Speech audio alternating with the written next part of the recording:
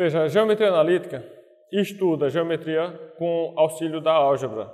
A geometria que se estuda aqui em geometria analítica é o mesmo tipo de geometria que se estuda na escola, ou que deveria ser estudado na escola, que é a chamada geometria euclidiana. O que se chama de geometria euclidiana é a geometria mais comum que todo mundo conhece, que obedece os postulados de Euclides. Por muito tempo, essas ideias foram estudadas apenas usando a lógica, analisando quais as consequências lógicas de determinados pressupostos, e somente, acho que no século XVII, as ideias geométricas foram estudadas também a partir da álgebra, dando início à geometria analítica, que é o que a gente vai estudar aqui. A geometria faz afirmações sobre as chamadas noções primitivas, que são pontos, retas e planos.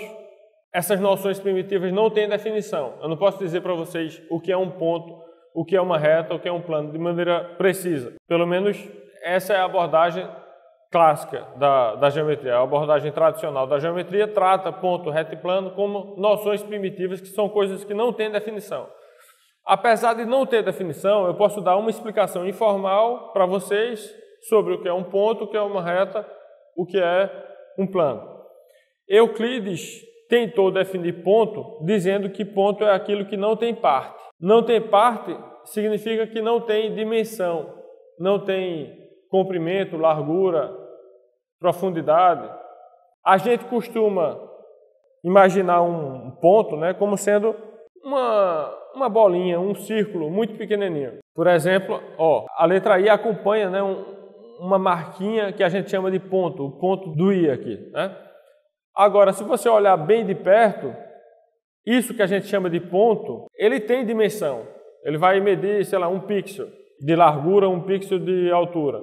Se você diminuir esse pontinho aqui do I pela metade, ele ainda vai ter dimensões. E aí você vai diminuindo, vai chegar no átomo, o átomo ainda tem dimensões. Então, todas essas figuras que a gente chama de ponto são apenas aproximações da ideia de ponto. A ideia de ponto é algo que não tem dimensão. Não é que é uma coisa muito pequenininha, é que é zero, a dimensão é zero. Isso não existe na realidade, existe apenas na ideia. Tá? Reta. Reta é o quê? Reta tem comprimento, mas não tem largura.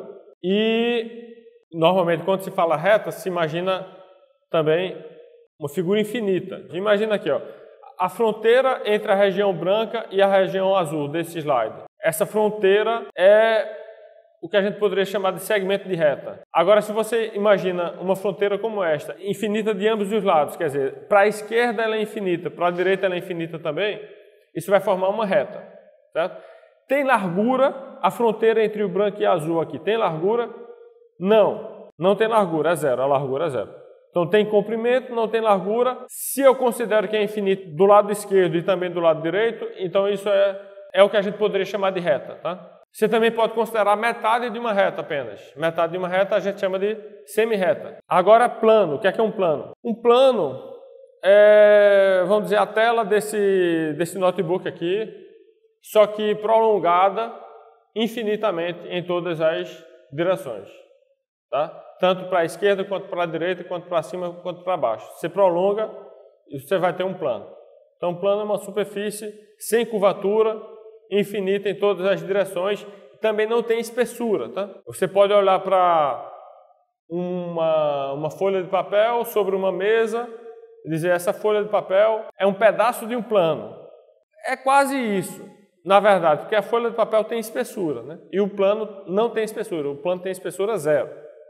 Bom, então essas são ideias intuitivas, eu não estou definindo nada aqui. Isso não são definições precisas que eu estou dando para vocês, são ideias intuitivas, de ponto, reta e plano. E coisas relacionadas, né? Semi-reta, segmento de reta e tal. Eu vou tratar também como noção primitiva a ideia de distância, que pode ser distância entre pontos, distância entre retas, distância de ponta a reta e tal.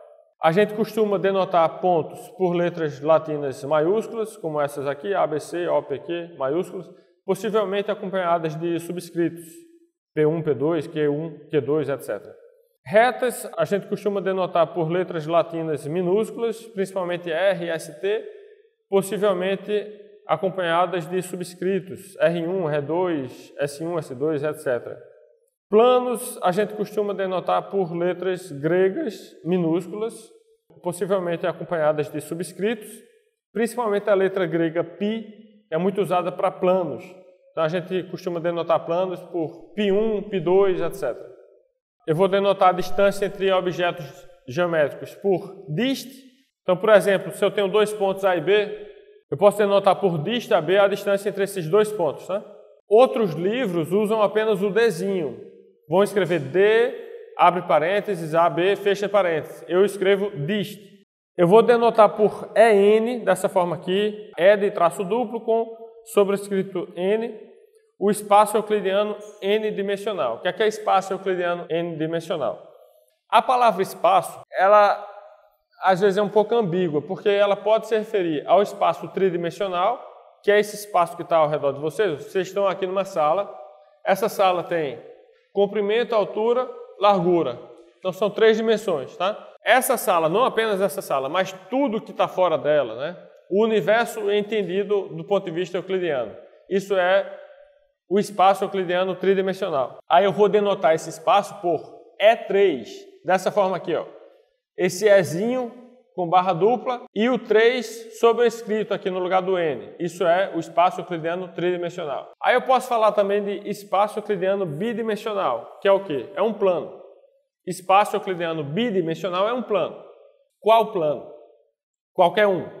Na verdade, quando a gente fala assim, espaço euclidiano bidimensional e denota isso por E2, dessa forma aqui, a gente está pensando não num plano específico, mas na ideia abstrata de plano. Então, E2 é uma ideia abstrata de plano que tem instâncias que são os planos. Qualquer plano é uma instância dessa ideia abstrata de espaço euclidiano bidimensional. Aí existe também o espaço euclidiano unidimensional, que é o quê? É uma reta. Qual reta? Qualquer uma. Na verdade, quando a gente fala espaço euclidiano unidimensional, a gente está pensando na ideia abstrata de reta, não numa reta específica. Então, todas as retas serão instâncias dessa ideia abstrata de reta, que a gente chama de espaço euclidiano unidimensional. E a gente denota o espaço euclidiano unidimensional por E1, usando essa notação aqui, esse Ezinho com barra dupla e o 1 sobrescrito. Tá? Agora eu vou explicar o que é um eixo coordenado. Eixo coordenado é o primeiro passo na nossa trajetória de unir a álgebra à geometria. Vocês já estudaram plano cartesiano, né? Aí no plano cartesiano tem lá o eixo x e o eixo y. Pronto. Esses eixos, que a gente chama de eixo x e eixo y, são eixos coordenados, que é o que eu vou definir aqui. Para que serve um eixo coordenado? Um eixo coordenado nada mais é do que uma reta onde você marca números.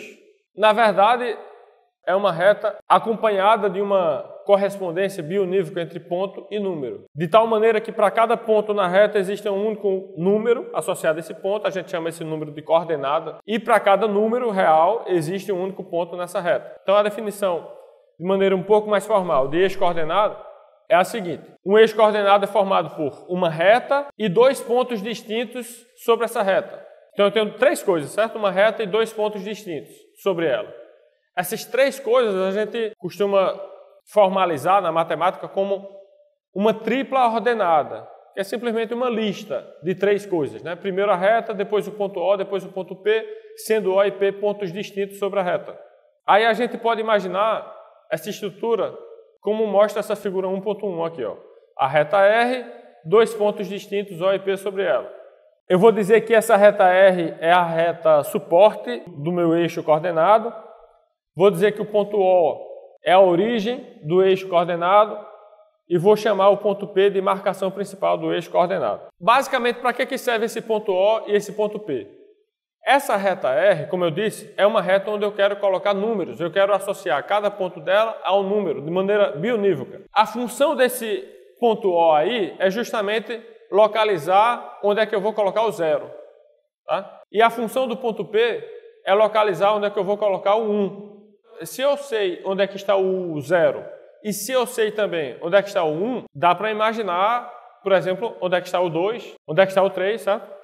Ó, coloquei o 0 aqui no O, coloquei o 1 no P. Onde é que você colocaria o 2? Mais para cá um pouquinho, né? Há uma distância de O que é o dobro da distância de P a O, certo? Colocaria o 2 aqui. Aí o 3 vem onde? Vem aqui.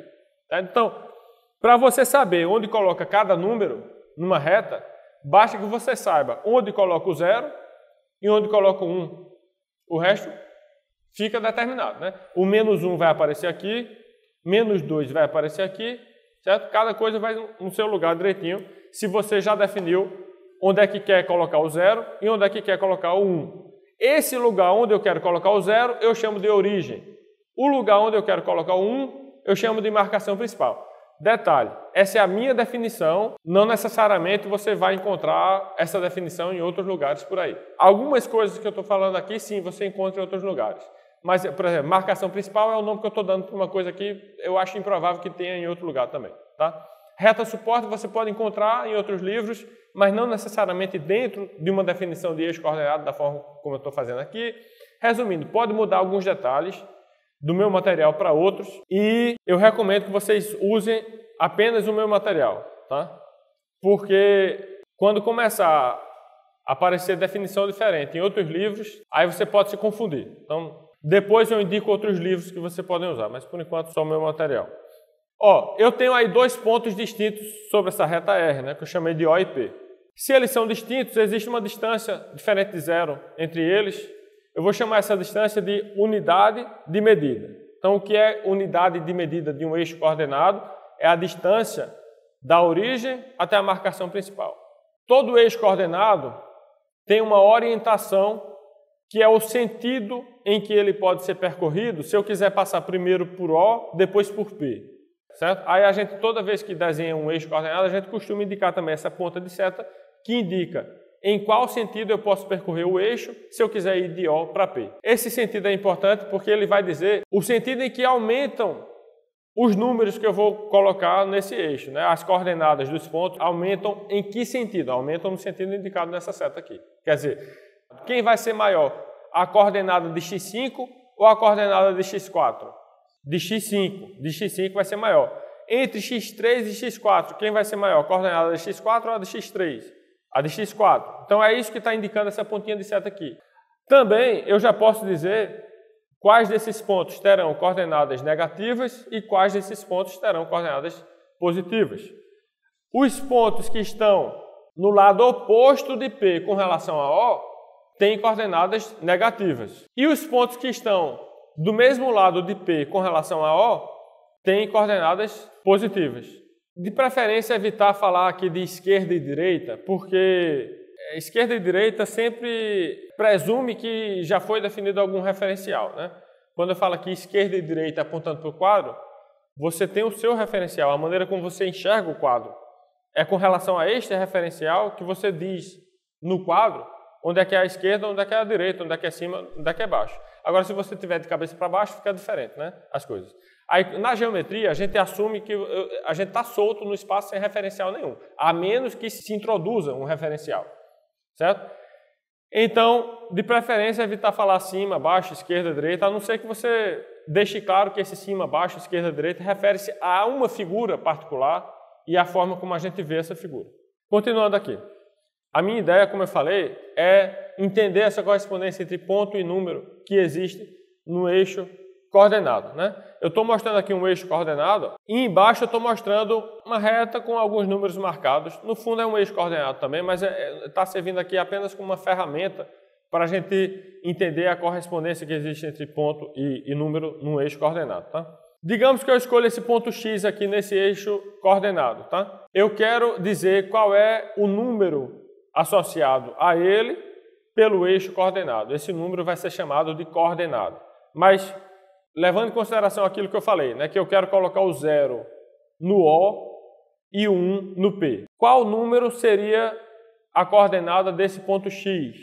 Aí você tem que observar algumas coisas. Primeira coisa, o ponto X está do mesmo lado de P com relação a O ou está do lado oposto de P com relação a O? Está do lado oposto. Então, estar do lado oposto de P com relação a O significa que a coordenada dele vai ser negativa. Tá? A primeira coisa, a coordenada dele é negativa por isso. Está do lado oposto de P com relação a O.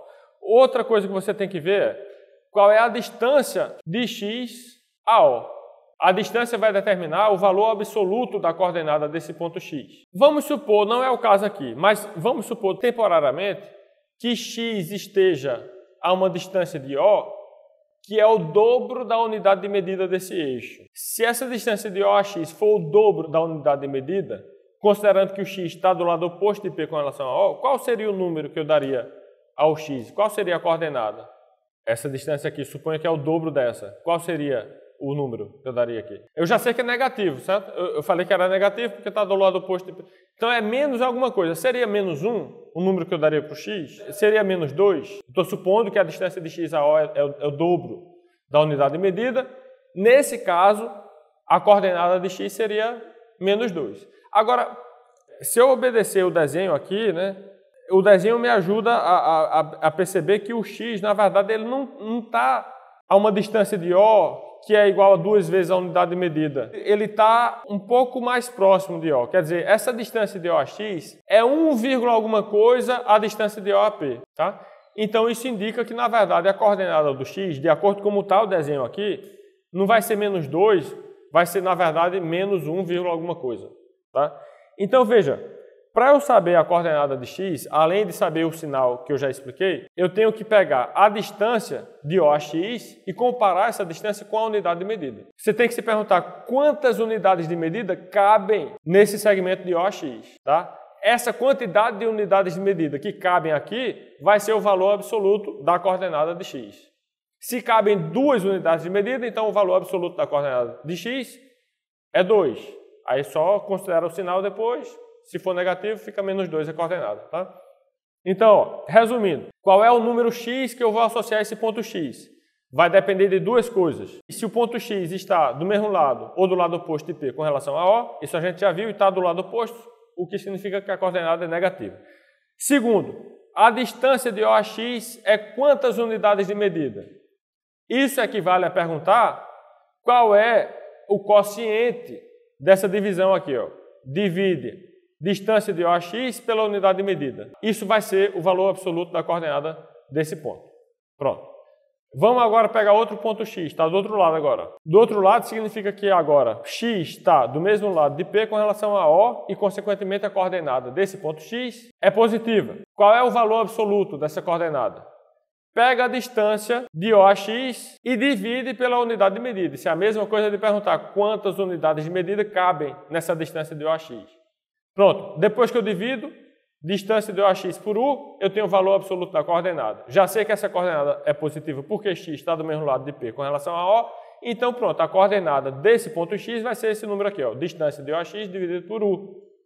Então, tudo que eu falei até agora está resumido nessa figura. Mostrei como é que eu associo um número a um dado ponto no eixo coordenado, né, usando essas duas informações. De que lado está o ponto com relação à marcação principal do eixo e à origem, se está do mesmo lado da marcação principal com relação à origem ou não, e também ao valor, né, dessa divisão da distância do ponto à origem sobre a unidade de medida.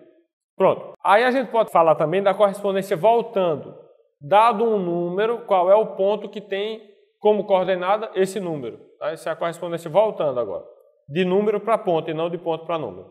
Peguei um número x aqui. Ó. Quero localizar no eixo coordenado o ponto que tem esta coordenada x. Você vai fazer o seguinte, você vai analisar primeiro o sinal do x que você tomou. Se o sinal for negativo, isso indica que o ponto que você vai localizar está do lado oposto de P com relação a O. Pronto. É o caso aqui. O x é negativo porque está entre menos 1 e menos 2. Tá? X é número.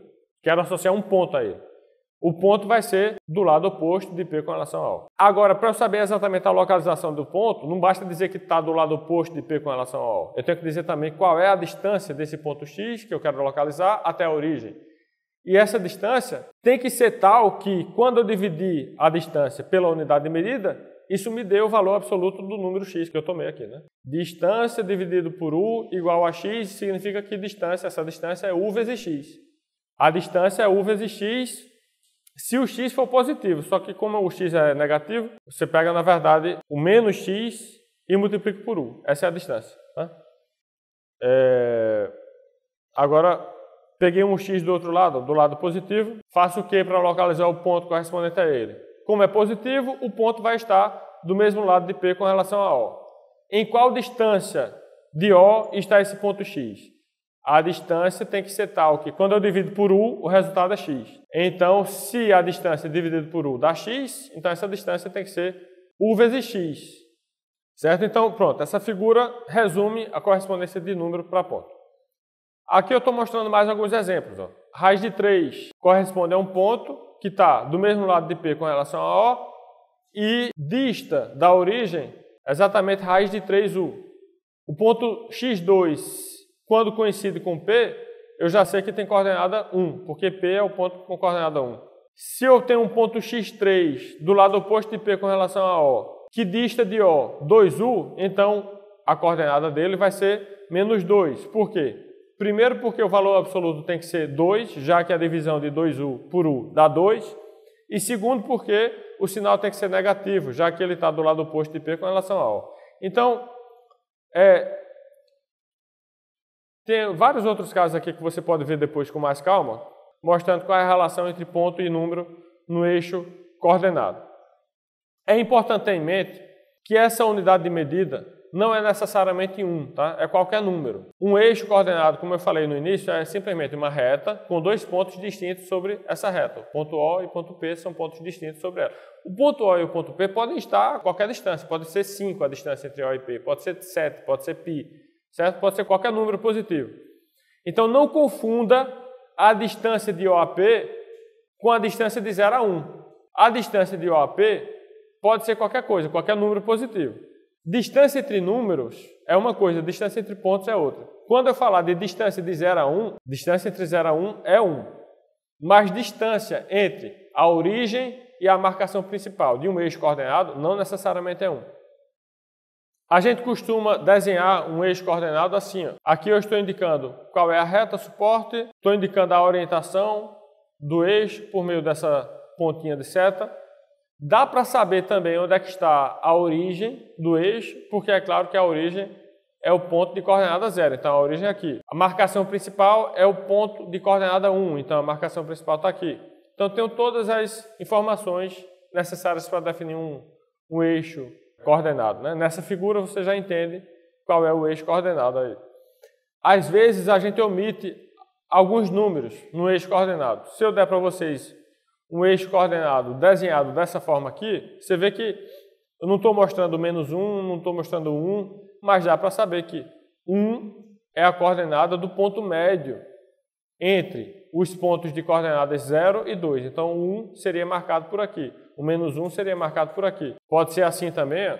Tenho aqui algumas marcações sem número. Já entende que aqui seria marcado meio, aqui seria marcado menos meio e tal. Pode ser assim também, só marquei o 0 e 1, o resto deixei apenas o tracinho lá sem o número. Quando a gente desenha um eixo coordenado assim, aí eu não posso saber qual é a unidade de medida, não posso saber qual é a marcação principal dele, porque eu não tenho nenhuma informação dizendo onde é que está o 1 aqui. Eu só sei que o 1 está do lado dessa pontinha de seta. O 1 deve estar por aqui, mas eu não sei exatamente a localização. A gente pode usar esse tipo de representação apenas quando não for importante, num determinado contexto, saber exatamente qual é a unidade de medida, qual é a marcação principal do eixo. Às vezes a gente também denota assim, ó, pega duas retas com pontinhas de seta, se cruzando e a gente já assume que o cruzamento corresponde à origem comum desses dois eixos, mas perceba que tem muita informação faltando, né? Se eu quiser chamar isso aqui de eixo, eu não sei onde é que está a marcação principal dele, eu não posso dizer onde é que está o 2, onde é que está o 3, mas se em um determinado contexto essas informações não fizerem falta, aí a gente pode desenhar dessa forma aí também. Aqui eu estou explicando algumas questões de nomenclatura, são detalhes técnicos que eu vou pular, mas vocês podem dar uma lida com calma depois, não é nada muito importante não. Aqui também é detalhe técnico, estou pulando isso aqui, depois vocês deem uma olhada. Essa notação é importante, apesar de que neste ponto talvez vocês não enxerguem direito como usar. Veja, eu defini no início da aula que um eixo coordenado é uma tripla ordenada formada por três coisas, uma reta R e dois pontos distintos O e P sobre essa reta. Aí é meio incômodo ficar escrevendo sempre essa tripla ordenada, ó, R, O, P, né? Toda vez que eu quiser definir um eixo coordenado, eu tenho que especificar quem é a reta, quem é o ponto O, quem é o ponto P. Se eu tiver como fazer referência apenas ao ponto O e ao ponto P, eu consigo definir esse eixo coordenado de maneira mais concisa assim, ó. Esse símbolo O seguido de P entre colchetes denota, a partir de agora, o eixo coordenado com origem O, com marcação principal P, cuja reta suporte é a reta que passa por O e P. Depois eu mostro com exemplos, de maneira mais concreta, como é que se usa essa notação aqui. Tá? Depois eu volto a isso. Agora eu vou definir sistemas de coordenadas. Um sistema de coordenadas em E1 ou sistema de coordenadas unidimensional é simplesmente um eixo coordenado. Um sistema de coordenadas em E2 ou sistema de coordenadas bidimensional é um par ordenado de eixos coordenados não paralelos de mesma origem O. Deixa eu mostrar um desenho para facilitar. Eu estou dizendo que um sistema de coordenadas bidimensional é uma coisa parecida com isto aqui. Eu tenho o quê? Dois eixos coordenados se intersectando num ponto que é a origem comum desses eixos. Isso aí forma um sistema de coordenadas bidimensional ou sistema de coordenadas em E2. Lembre que E2 é o quê? Espaço euclidiano bidimensional. Tá? Veja, todos vocês já lidaram com plano cartesiano. Né? O que é um plano cartesiano? O plano cartesiano é isso daqui. É um sistema de coordenadas bidimensional. Só que, normalmente, isso que se chama plano cartesiano são dois eixos se intersectando, formando um ângulo reto.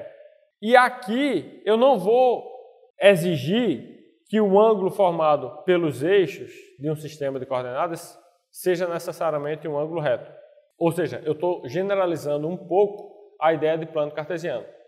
Em vez de ter dois eixos se intersectando perpendicularmente, a interseção deles pode formar um ângulo diferente do ângulo reto. Pode ser um ângulo agudo, como esse aqui. Tá? Então, isso é um sistema de coordenadas bidimensional. E um sistema de coordenadas tridimensional é o quê? São três eixos se intersectando num ponto, que é a origem comum desses três eixos, e esses três eixos precisam ser não coplanares. Então, eu vou mostrar uma figura, essa figura aqui. Ó. Imagine que esses três eixos são não coplanares, no sentido que não existe um plano passando pelos três. Imagine, por exemplo, que o eixo E1 está um pouco saindo do plano do slide. Tá? Os outros dois podem até estar no plano do slide, mas imagine que o eixo E1 está meio atravessado no plano do slide, saindo assim. Tá? Pronto. Então eu tenho três eixos não coplanares se intersectando num único ponto, que é a origem comum desses três eixos. Isso aí é um sistema de coordenadas tridimensional ou sistema de coordenadas em E3, no espaço euclidiano tridimensional. Pronto. A gente vai usar esses sistemas de coordenadas para conectar a álgebra à geometria. Mais especificamente, a gente vai estabelecer correspondências entre pontos e listas ordenadas de números. Eu já mostrei aqui como fazer corresponder pontos a números num eixo coordenado. Agora, a correspondência que eu vou mostrar para sistemas de coordenadas bidimensionais não vai ser entre ponto e número. Vai ser entre ponto e par ordenado de números. Porque eu vou precisar de dois números para identificar um ponto nesse plano coordenado aqui. É a mesma ideia do plano cartesiano, né? Não tem aquele x e aquele y. Você pega um ponto qualquer no plano cartesiano. Esse ponto vai ter a abscissa e a ordenada. São as duas coordenadas do ponto. Pronto. É isso que eu vou mostrar aqui. Só que não mais assumindo que os eixos são perpendiculares. Os eixos podem não ser perpendiculares dessa forma que eu estou mostrando para vocês. Outra coisa também. Aqui, os dois eixos não precisam ter a mesma unidade de medida. Estão vendo aqui no desenho aqui, a distância do 0 a 1 no eixo E1 é maior do que a distância de 0 a 1 no eixo E2? Pronto, isso indica que os dois eixos têm unidades de medida diferentes.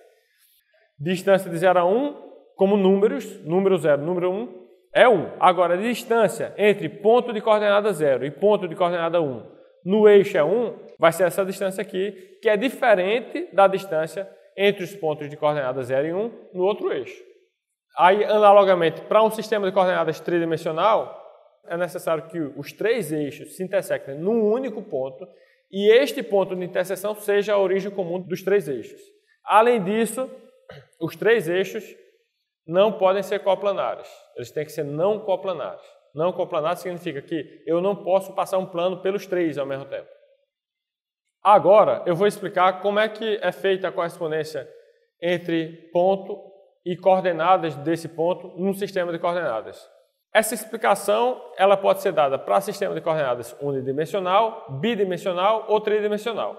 Para sistemas de coordenadas unidimensionais, eu já expliquei, que é o quê? Aquela ideia do eixo coordenado.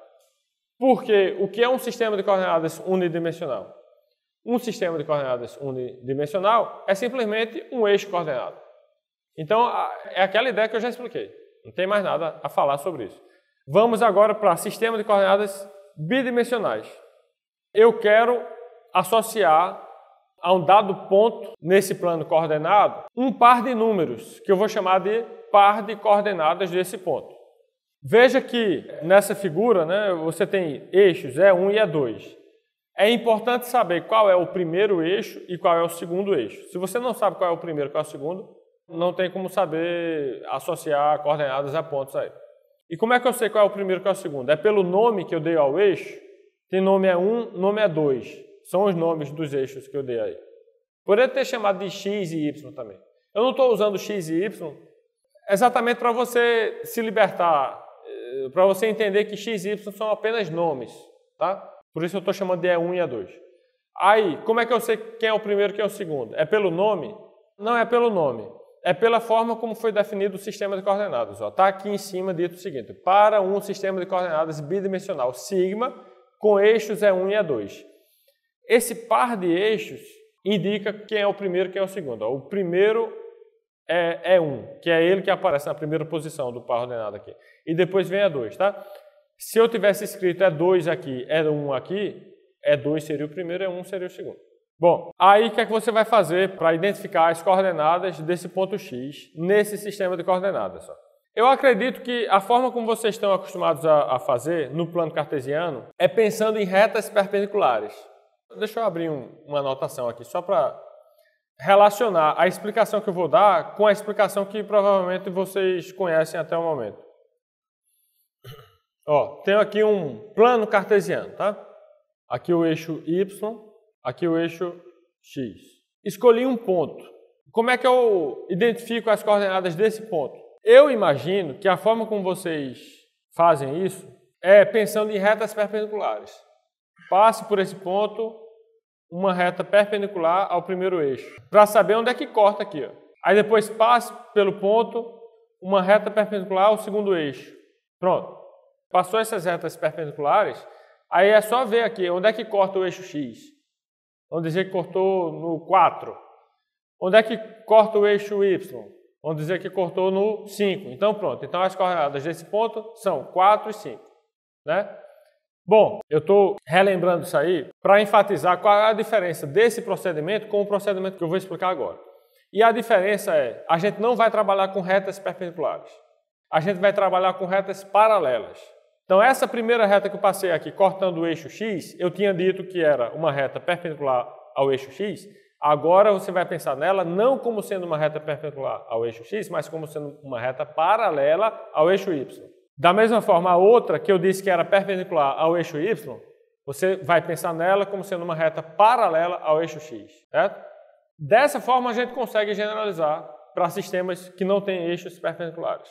Então, veja que, se eu quero cortar o eixo X, eu uso uma paralela ao eixo Y. Se eu quero cortar o eixo Y, eu uso uma paralela ao eixo X. Então, é sempre paralela a outro eixo, sem ser aquele onde você quer cortar. Então, essa é a ideia. Voltando aqui, estou aqui com o ponto X. Vou passar por ele uma paralela. Paralela a quê? Depende de qual coordenada você quer encontrar. Você quer encontrar a primeira coordenada desse ponto ou quer encontrar a segunda? Vamos começar encontrando a primeira coordenada do ponto. Se eu quero encontrar a primeira coordenada desse ponto, eu vou passar por ele uma reta paralela ao segundo eixo. Certo? Ó, reta paralela ao segundo eixo que vai cortar o primeiro eixo em algum lugar. Onde cortar, eu tenho aí a primeira coordenada do meu ponto X. Agora pegue uma reta passando por X que seja paralela ao primeiro eixo e vai cortar, consequentemente, o segundo eixo em algum lugar. Cortou aqui, ó, tá? Pronto, já localizei esses pontos de interseção das paralelas que eu fiz com os eixos. Aí agora você tem que ver quais são os números associados a esses pontos de interseção, né? Estou chamando de x1 e x2 esses números. Dá para notar pela figura que x1 vai ser menos 1, alguma coisa, menos 1,3, mais ou menos. x2 vai ser 4,6, mais ou menos. Tá? É claro que pela figura não dá para saber exatamente que número é esse. Mas, teoricamente, existe um número exato. Tá? Eu vou supor que x1 é menos raiz quarta de π e x2 é 2π vezes exponencial de menos 1 sobre π. Eu coloquei uns números complicados aí, de propósito. Para você entender que esses números que a gente usa como coordenadas de pontos são números reais. Números reais não precisa ser 2, 3, menos 1, menos 2. Pode ser número quebrado. Pior do que número quebrado, pode ser número irracional. Aí, por isso que eu estou colocando esses números estranhos aí. Estou colocando isso também para mostrar que uma coisa é falar menos raiz quarta de π. Outra coisa é falar menos 1,33. Mesmo se menos 1,33 for uma aproximação de menos raiz quarta de π, a aproximação não é igualdade. Por exemplo, se eu quiser localizar π nesse eixo é 1 aqui, como é que eu sei onde é que está π nesse eixo é 1? Ele vai estar um pouquinho depois do 3 aqui. Beleza. Eu pensei na aproximação de π para localizar. Mas se eu quiser marcar no eixo, eu não vou escrever 3,14. Se eu quiser marcar o número π no eixo, eu não vou escrever. Eu vou escrever π. Nesse lugarzinho, eu vou escrever π. Tá? Quando vocês fazem prova de física, de química e tal, é comum usar aproximações como se fosse igualdade. Você escreve π igual a 3,14 e está tudo certo. Você escreve g igual a 10 ou g igual a 9,8, a aceleração da gravidade, está tudo certo. Na química, isso é muito comum. Vai fazendo a conta, faz logo na calculadora, raiz de 2, bota 1,4 na calculadora, número de Avogadro, bota na calculadora, vai fazendo a conta e é tudo aproximado, tudo aproximado. Na matemática, não. Isso eu vou bater nessa tecla algumas vezes, porque isso é um problema muito comum que eu vejo nas provas. A matemática precisa ter o cuidado de distinguir números próximos, porque tudo dá errado se você assume que π é exatamente a 3,14. Não é só um probleminha de, não foi tão preciso quanto poderia ser. Não, é que se eu assumo que isso é verdade, eu posso deduzir qualquer absurdo a partir disso. Se 0,00001 é igual a 0, eu sou o Papa. Eu posso provar isso, e é fácil. Tá? Pronto, para facilitar, eu vou fazer o seguinte. Ó, se 1 é igual a 2, eu sou o Papa. Vou provar isso agora. Não precisa nem escrever no quadro, nem nada. Se 1 é igual a 2, eu sou o Papa. Como é que prova? Considere o conjunto formado por mim e pelo Papa. Esse conjunto tem quantos elementos? Se ele tiver 2 elementos, ele tem um elemento, porque eu estou supondo que 1 é igual a 2. Se ele tiver um elemento, quer dizer que os 2 elementos são iguais, quer dizer, eu sou o Papa. Né? É basicamente essa a ideia. Continuando aqui. Então, eu localizei, né, x1 e x2 como sendo as coordenadas do ponto x. Identifiquei as coordenadas do ponto x, que são x1 e x2. Agora eu posso dizer que x é o ponto com coordenadas menos raiz quarta de π e 2π exponencial de menos 1 sobre π. Pronto. Eu expliquei até agora a correspondência de ponto para par ordenado de números. Posso fazer voltando agora, de par ordenado de números para ponto. Pense em qualquer par ordenado de números. Peguei aqui o par 3 meios menos 2π. Tá? Como é que eu localizo o ponto que tem essas coordenadas? Você vai fazer o processo voltando. Vai usar retas paralelas também, só que as retas paralelas vão partir de determinadas localizações nos eixos, que são exatamente as localizações correspondentes a essas coordenadas aqui. 3 meios no primeiro eixo, está onde? Está aqui, no meio, entre os pontos de coordenadas 1 e 2. Aí marca aqui, y1, que é 3 meios, que é a mesma coisa que 1,5. 1,5 é igual a 3 meios. Aqui eu posso dizer que é igual, não tem problema. Menos 2π no segundo eixo, está onde? Próximo de menos 6, né, um pouquinho mais afastado. Aí eu estou pensando na aproximação de menos 2π, que é menos 6,28. Mas eu não escrevo aqui menos 6,28 como se fosse igual a menos 2π, porque não é igual. Eu escrevo menos 2π e se eu quiser eu coloco igual aproximadamente a menos 6,28. Pronto. Essa é a segunda coordenada que eu localizei no segundo eixo. Aí agora eu vou usar as paralelas. Passe por essas duas localizações que eu marquei, retas paralelas. Cada reta, passando por uma determinada localização, deve ser paralela ao outro eixo. Então, por exemplo, vou passar pelo ponto de coordenada y1 no primeiro eixo, uma reta paralela ao segundo eixo. E vou passar pelo ponto de coordenada y2 no segundo eixo, uma reta paralela ao primeiro eixo. Aí veja que essas duas retas que eu acabei de traçar se encontram, né? Se intersectam. A interseção delas vai ser o ponto de coordenadas y1 e y2. Tá? Então, expliquei como é que a gente encontra um ponto com determinadas coordenadas. E já tinha explicado também como é que a gente encontra coordenadas de determinado ponto no sistema de coordenadas. Pronto, então essa figura resume essa correspondência de ponto para coordenadas e de coordenadas para ponto. Vamos ver agora em 3 dimensões. Sistema de coordenadas tridimensional agora. Quero, novamente, fazer corresponder ponto a lista de coordenadas, que é uma lista de números reais, e lista de números reais a ponto. E vou usar uma ideia análoga, só que no lugar de retas paralelas, eu vou falar de planos paralelos. Tá? Tenho aqui um ponto. Dado um ponto arbitrário x, quero identificar as coordenadas desse ponto nesse sistema de coordenadas. Vou usar planos em vez de retas, planos paralelos. Tá? Se eu quiser encontrar a primeira coordenada desse ponto x, quer dizer que o plano que eu vou traçar, passando por x, ele vai ter que intersectar o primeiro eixo. É no primeiro eixo que eu localizo a primeira coordenada. Tá? Então, por isso, o plano que eu quero traçar vai intersectar o primeiro eixo. Esse plano ele tem que ser paralelo aos outros dois eixos. Né? Se ele vai intersectar o primeiro eixo, ele tem que ser paralelo aos outros dois eixos, que são os eixos E2 e E3. Então, ó, coloquei aqui uma caixinha tracejada para facilitar a visualização.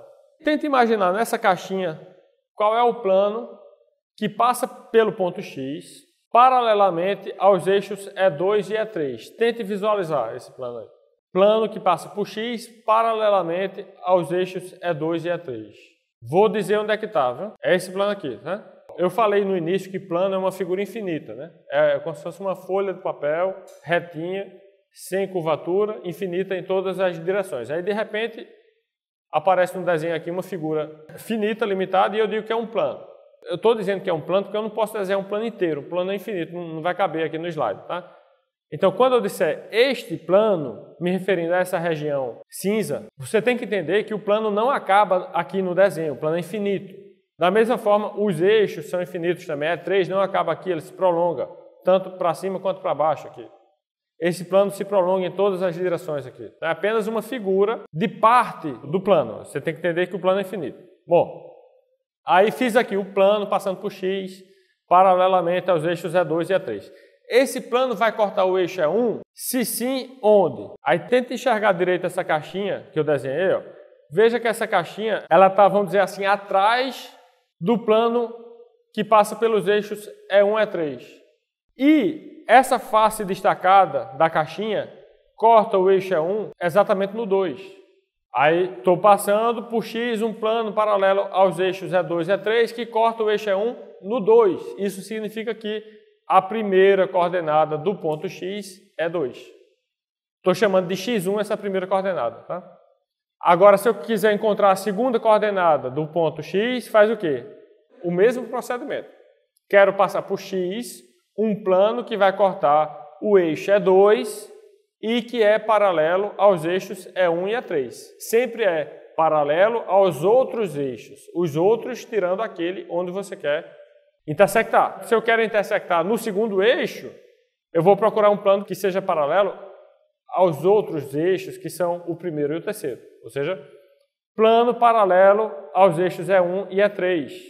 É esse plano aqui, ó, lá de trás. Ele é paralelo aos eixos E1 e E3 e passa pelo ponto X, cortando o eixo E2 aqui exatamente no ponto de coordenada 3. Então, isso indica que 3 é a segunda coordenada do ponto X.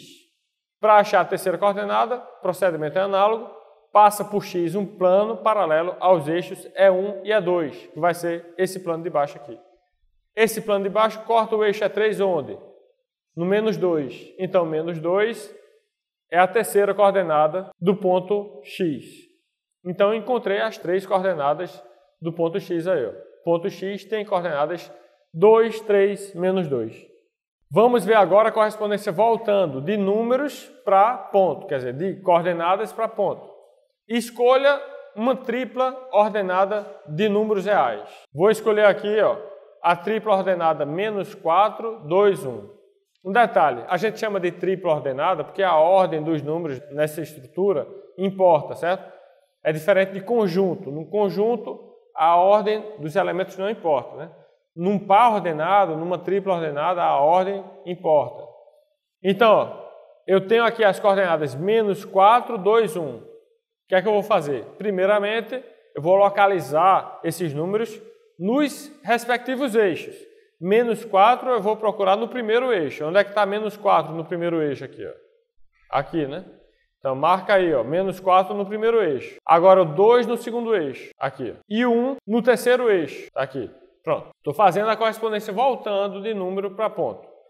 Já identifiquei onde é que estão os pontos de coordenada menos 4, 2 e 1 nos três eixos.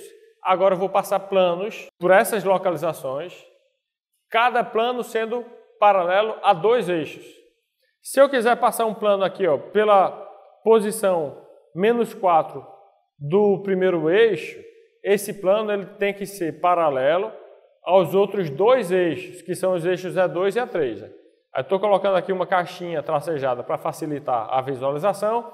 E agora tente imaginar, olhando para a figura, um plano passando por aqui, pelo Y1 no primeiro eixo e paralelo aos eixos E2 e E3. Tente visualizar. Plano passando por aqui, paralelo aos eixos E2 e E3. Vou mostrar onde é que está. Está aqui, ó. Certo? Pronto, guarda aí esse plano. Agora, a outra coordenada é 2 aqui no segundo eixo. Passe por esse 2 no segundo eixo, um plano paralelo aos outros eixos, que são quem? Os eixos E1 e E3. Qual é o plano que passa por aqui?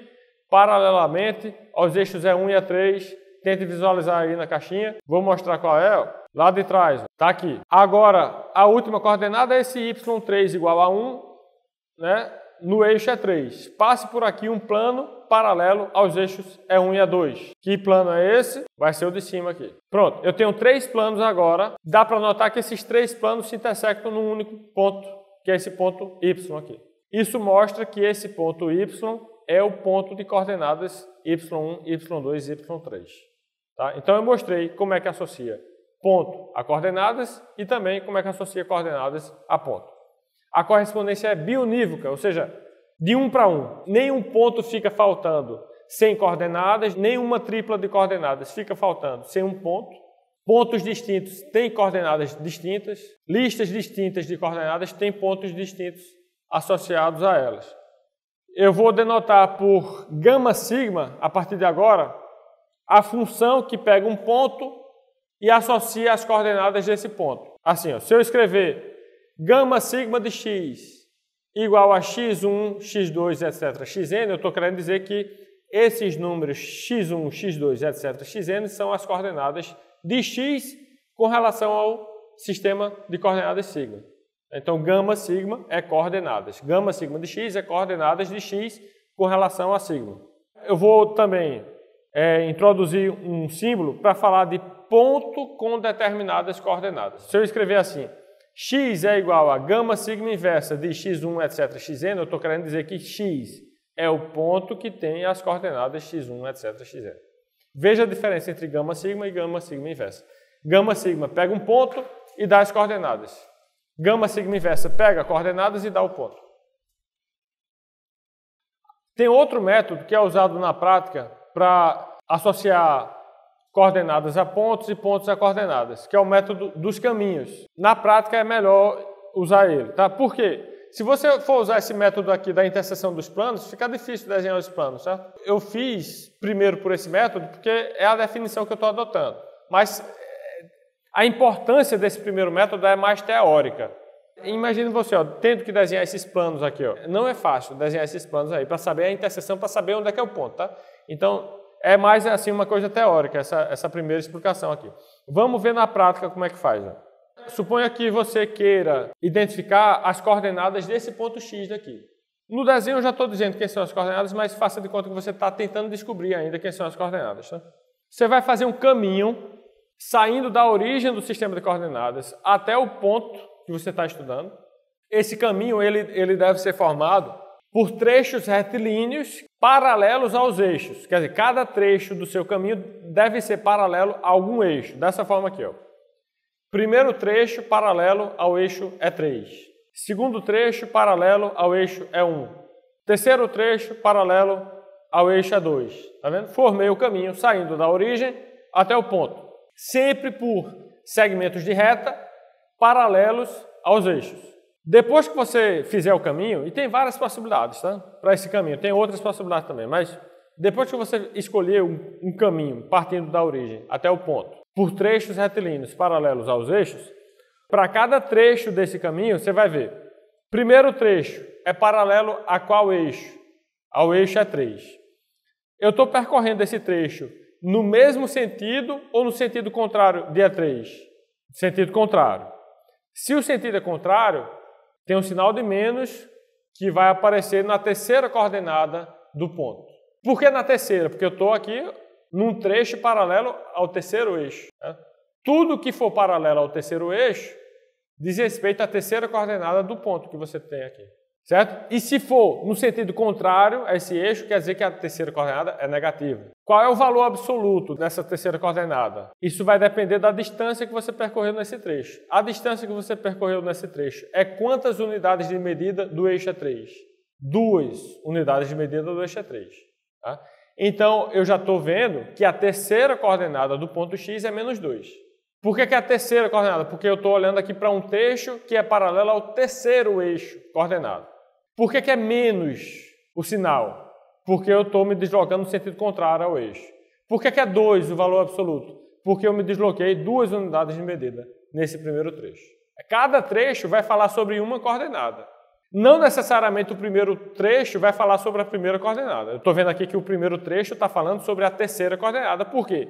Porque eu decidi fazer esse caminho de modo que no primeiro trecho eu faço uma trajetória paralela ao terceiro eixo. Vamos ver o segundo trecho do caminho aqui. Ó. O segundo trecho do caminho é paralelo ao primeiro eixo. Né? Estou percorrendo esse trecho no mesmo sentido que esse primeiro eixo. Então, o sinal dessa coordenada vai ser positiva.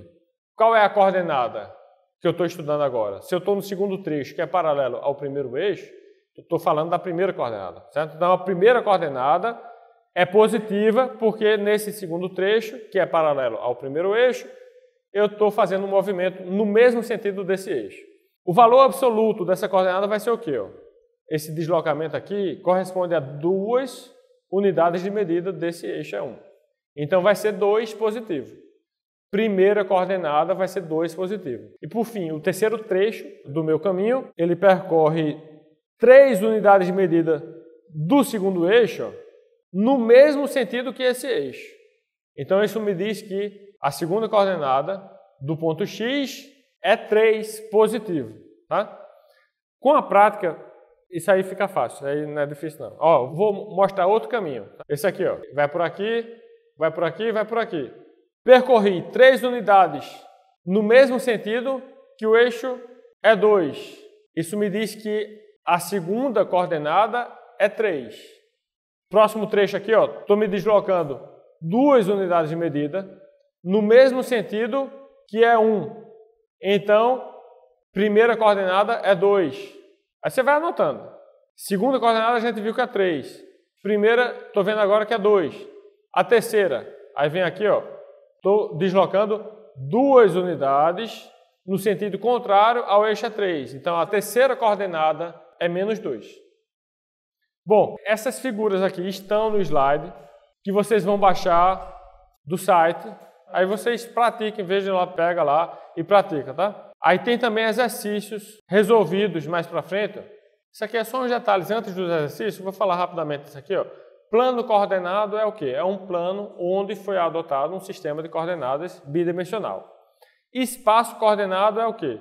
É um espaço tridimensional onde foi adotado um sistema de coordenadas tridimensional. Toda vez que a gente olha para um sistema de coordenadas tridimensional, eu vejo nesse sistema eixos coordenados, eu tenho também planos coordenados. Quando eu falar assim, o plano coordenado é 1, é 2, eu estou me referindo ao plano que passa por esses eixos é 1, é 2, e naturalmente já é dotado de um sistema de coordenadas. Da mesma forma, plano é 2, é 3, é o plano que passa por esses dois eixos e já tem automaticamente um sistema de coordenadas aí. Então, são planos coordenados associados a um sistema de coordenadas tridimensional. Então, algumas questões técnicas e de nomenclatura que eu estou definindo aqui. Isso aqui também é besteira. Aí, ó, esses exemplos, eu vou deixar vocês fazerem em casa, tá? Não da forma automática que vocês devem ter aprendido na escola, mas seguindo o procedimento que eu expliquei antes. Por mais fácil que seja o exercício, tente seguir o procedimento que está explicado aqui. Ó, são duas frasezinhas para entender a correspondência entre pontos e coordenadas no plano, e são outras duas frasezinhas para entender a correspondência entre pontos e coordenadas no espaço tridimensional. Tá? Se você entende isso aí, você ganha 2 pontos na prova já.